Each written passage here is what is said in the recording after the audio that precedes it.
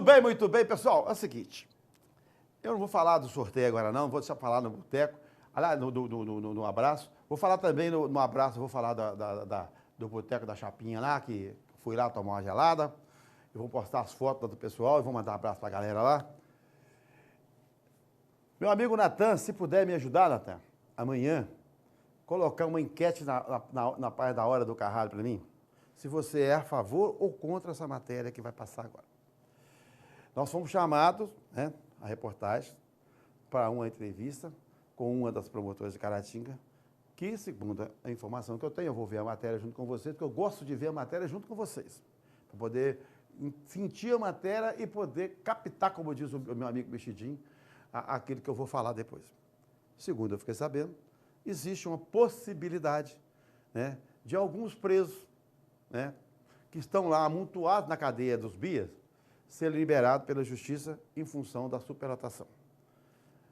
Aí eu não vou comentar agora, porque senão não vai valer a pena eu falar da enquete. Porque você que vai opinar, você que vai dizer para mim e para o povo de Caratinga se é contra ou a favor. O meu amigo Natão tem certeza que ele vai me dar esse toque. Vai, Natão, pode falar aqui no meu ponto. Vai? Ah, lógico, eu sabia que eu podia contar com você, Neguinho. Ô, pessoal, então põe a matéria para o povo ver. Precariedade no sistema penitenciário brasileiro são realidades incontestáveis. Em Caratinga, a situação não é diferente. Com 214 vagas, conta atualmente com 500 presos. Por conta deste problema, a defensora pública da comarca de Caratinga, Juliana Nunes, propõe a antecipação em até 6 meses da progressão de regime aos sentenciados do semiaberto. Segundo a defensora, a medida traria um equilíbrio no sistema de vagas, gerando um efeito cascata. A antecipação da progressão de pena na verdade, você vai... Não é um instituto específico. A gente dá esse nome para facilitar, mas o preso que vai, por exemplo, progredir em julho, em vez de progredir em julho, ele vai progredir um pouco antes. A gente vai antecipar isso. Qual que é o objetivo disso? É equalizar o número de presos no sistema penal, porque isso vai gerar uma cascata, entendeu? Do semiaberto, você vai aliviar o semiaberto, que vai para o aberto, do fechado, você vai para o semiaberto e por aí vai. O objetivo é esse, é tentar equalizar o número de vagas, porque pelo último Infopem, que é de 2016, Minas Gerais tem 36.556 vagas e 68.354 presos. Aqui na comarca de Caratinga, por exemplo, a população carcerária gira em torno de 500 presos, mas a gente só tem 214 vagas. Na verdade, o presídio de Caratinga é para presos de regime fechado. Eles tentam fazer uma adaptação para incluir também os presos do regime semiaberto. Eles têm até algumas atividades, mas que não conseguem abranger nem boa parte a gente pode falar da população carcerária.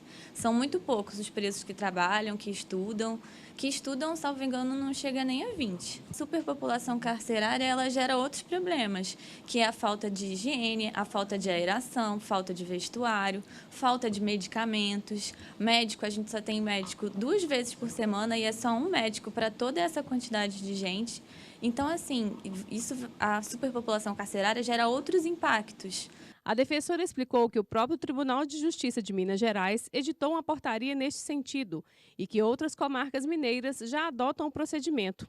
Juliana disse que não acredita que esta liberação antecipada seria um estímulo para a prática de crimes e destaca o trabalho das polícias militar e civil na fiscalização de presos em regime domiciliar. Por fim, ela destaca que se trata de uma medida emergencial e transitória. A superpopulação carcerária não é um problema só do Brasil. Isso já aconteceu em vários outros países. E esses outros países adotaram exatamente essa forma de antecipar a pena para poder resolver esse problema da equalização de vagas. É uma medida transitória e emergencial. No objetivo é que ela fique para sempre. Tem que estar sem cometer falta grave e tem que estar perto de sair. Por exemplo, não é o preso que acabou de chegar no sistema que vai sair. É justamente aquele que a gente fala que está com o pé na porta. É aquele que já está quase saindo, são os últimos. Porque aí você vai abrindo vaga para os que vão chegando. O juízo da execução penal e o Ministério Público aqui da comarca não são de acordo com esse entendimento. Eles entendem de outra maneira, a gente respeita e busca os meios legais para tentar reverter isso, que é o recurso, que é o agravo em execução, e o habeas corpus. Mas até hoje eu ainda não tive sucesso em nenhum deles. Em que pese o próprio Tribunal de Justiça de Minas Gerais ter editado uma portaria, salvo engano publicada em 2 de maio desse ano, determinando que os juízes apliquem a progressão antecipada como justamente uma medida emergencial. Mas isso não vem acontecendo aqui na nossa comarca. O Ministério Público da Comarca de Caratinga, representado pelo promotor de Justiça da Execução Penal, Rafael Moreno, é veementemente contra a medida. Para ele, a solução do problema da superpopulação carcerária é investimento em políticas públicas para a criação de novas vagas e não a liberação antecipada de presos que não cumpriram suas penas. Ele ressaltou que em Caratinga eles já conseguiram reduzir a população carcerária de 600 para 500 presos em um ano. Nós todos conhecemos o problema de superlotação carcerária, sabemos que é necessário um esforço dos órgãos da Justiça, tanto o Ministério Público, quanto o Poder Judiciário, quanto a Defensoria Pública, para sanar esse problema. E aqui em Caratinga, especificamente, quando eu assumi as funções, havia 600 presos num local cuja capacidade é aproximadamente 200 presos. Nós conseguimos, em um ano, reduzir isso para aproximadamente 500 presos. Por que está acontecendo isso? Porque é um problema sistêmico, o problema não é de Caratinga, o problema é do Estado inteiro. Em relação ao Estado todo, qual é o problema? Esse problema da superlotação carcerária não é um problema do Ministério Público ou do Poder Judiciário, é um problema do Executivo. O Executivo tem a obrigação de criar vagas suficientes para poder colocar a quantidade de presos que cometem crimes. Os presos cometem crimes de gravidade, eles precisam ser presos, certo? Então, a questão toda é, qual é a postura que nós temos que tomar? Nós vamos lavar as mãos e colocar todo mundo na rua ou nós vamos tentar resolver?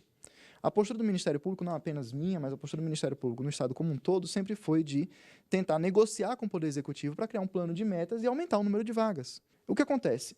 Essa portaria, que na verdade, na minha opinião, ela é absolutamente inconstitucional, porque é uma lei de execuções penais paralela, certo? Existe a lei de execuções penais que tem que ser cumprida, e ela está descumprida, sim, em alguns pontos, em relação ao tratamento que tem que ser dado aos presos, como a questão da superlotação, mas os prazos de progressão estão previstos em lei.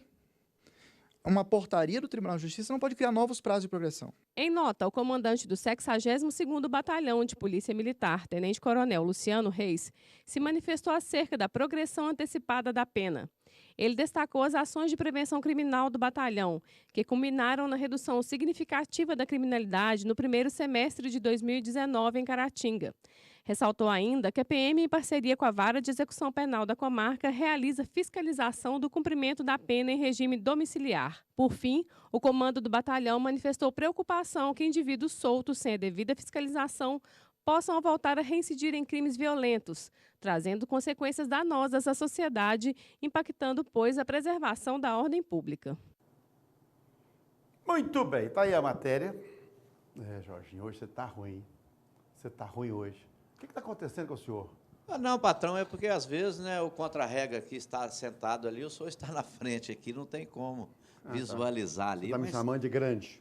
Não, o senhor não está grande, não. O senhor, realmente, com uma tela de 50 polegadas, o senhor fica bem. Então tá bom. O senhor fica bem. Pessoal, mas que matéria polêmica, hein? Pessoal, essa matéria é polêmica. O seguinte, Sr. Magalhães, eu tenho... O dia que me passaram essa matéria, eu procurei conversar com algumas pessoas. Claro que tem pessoas que acham, não, porque realmente aqueles que cometeram crime mais leve têm que ser liberados, porque devia ter prisão domiciliar, devia ter penas alternativas e por aí vai. Isso é uma discussão que é para os juristas, é para aqueles que mexem com o direito. Não é para asa caída, analfabeta igual nós dois, não. Mas, de qualquer maneira, nós somos cidadãos e temos o direito de opinar. Eu vou dizer o seguinte, eu estou meio lá e meio cá. Eu não sou de ficar lá meio cá. Porque é o seguinte, sabe que eu sempre culpo os políticos. Sabe por que eu culpo os políticos? Porque a eles cabe, né, fazer as leis, né, fazer cumprir. A lei é com a justiça. Então, se tem a lei, tem que cumprir.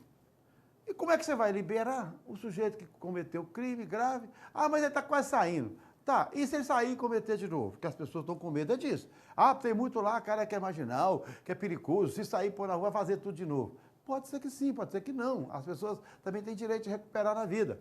Só tem uma coisa, por que eu culpo os políticos, Jorge Magalhães? É simples. Porque não tem educação de qualidade para as nossas crianças. Para quando chegarem à fase adulta, não fazerem um monte de bobagem. Não tem geração de emprego, não tem renda. Não tem um projeto esportivo, social, para que as camadas mais pobres possam usufruir, né, de bem-estar do poder público. É por isso que eu falo que os políticos são os grandes culpados de tudo, dessas mazelas que existem no Brasil. Porque eles ficam fazendo favorzinho para eles mesmos, para os parentes dele, para os amigos dele, e esquecem da população mais pobre que precisa. Nós estamos vivendo hoje em Minas Gerais um caos administrativo e financeiro. Aliás, vivimos um caos administrativo e financeiro passado e diz que o governador que entrou lá só pensa em dinheiro. Você não ouve falar nos governos em social, ele só fala em mercado, em economia liberal. Então, quer dizer, o coitadinho que está aqui no interior, precisando de um emprego que não tem, precisando tratar da família que não tem, o filho que precisava estudar, que não tem uma escola de qualidade, quando tem uma escola que oferece um pouquinho melhor a educação de base, todo mundo quer estudar nela. E aí tem o danado do tráfico de droga, que você chega a uma cadeia que cabe 200, tem 600, chegou a ter 600, ou seja, 2 vezes mais. E se você for lá nos BIA, ou qualquer prisão de Minas Gerais, 90, mais de 90% é pessoal que envolviu com o tráfico, porque as pessoas não têm ocupação, porque as pessoas não têm educação de qualidade, não têm saúde, não têm segurança. E os políticos chegam no palanque e falam, nós vamos oferecer saúde, educação, só no palanque. Porque quando chega senta na cadeira do poder, eles esquecem tudo o que eles falaram. O governador nosso aí mesmo falou que não ia dar jeton para o secretário. Está dando jeton para o secretário. O outro foi com a família lá para a Flórida no avião da FAB. Quer dizer, eles não pensam na gente, eles só pensam neles. E aí o país está essa porcaria que está aí. Um brigando com a esquerda, com a direita com a esquerda, e todo mundo, né, no centro. Não é, Sr. João Magalhães?